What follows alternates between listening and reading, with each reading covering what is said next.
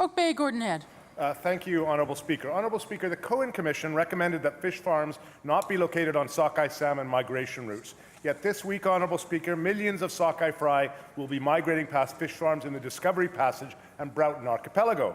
Now, Honourable Speaker, scientific research has suggested a link between fish farms' lice outbreaks and the spread of diseases like piscine rheovirus, salmon alpha virus, and the infectious salmon anemia virus. And the spread, obviously, Honourable Speaker, of such diseases would have grave environmental, cultural, and economic consequences for the province of British Columbia, let alone Canada.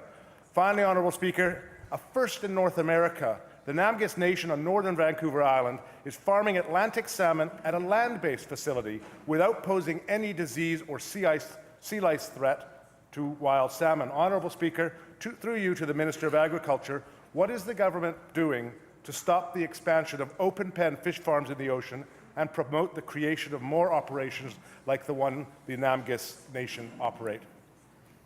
Minister of Agriculture.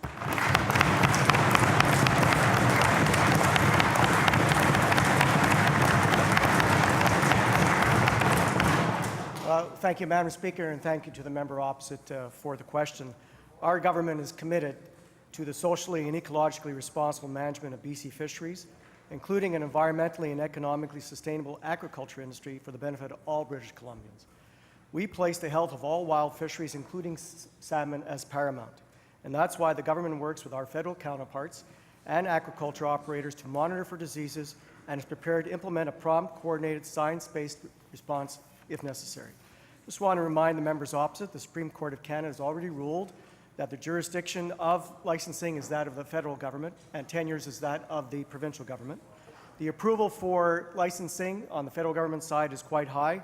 They look for applications that can be rejected for anything to do with biotoxins, water quality, impacts to the environment, impacts of spawning areas, cumulative impact of fisheries, and impact navigable waters. It's also very high, Madam Speaker, on the province's role.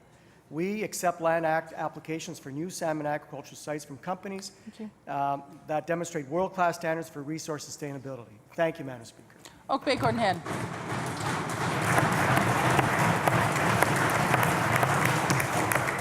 Well, thank you, Honourable Speaker, and thank you to the Minister for referring to the Supreme Court ruling, which in fact actually ensures that the province continues to retain jurisdiction over issuing land tenures that designate the area a fish farm will occupy. Although Section 8, Honourable Speaker, of the Land Use Operational Policy for Aquaculture cites the provincial government's sustainability principles as informing leasing decisions, current operating practices indicate these values are not being adequately applied, Honourable Speaker. And earlier this month, the federal court ruled against an aquaculture license condition that allowed diseased fish to be transferred into open-pen fish farms. And DFO, that's federal of course, has been given 4 months to fix this policy. Nevertheless, Honourable Speaker, there remains provincial jurisdiction. Given that we currently lack the regulations needed to verify the presence and control the spread of pathogens in farm salmon, will the Minister of Agriculture today commit to stop granting new licenses of occupation for this industry on sockeye salmon migration routes? Minister of Agriculture.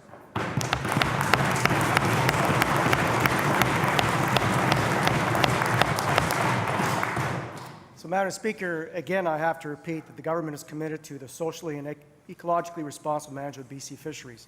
That's why we employ two of the outstanding experts in fish biology right here in British Columbia, Madam Speaker.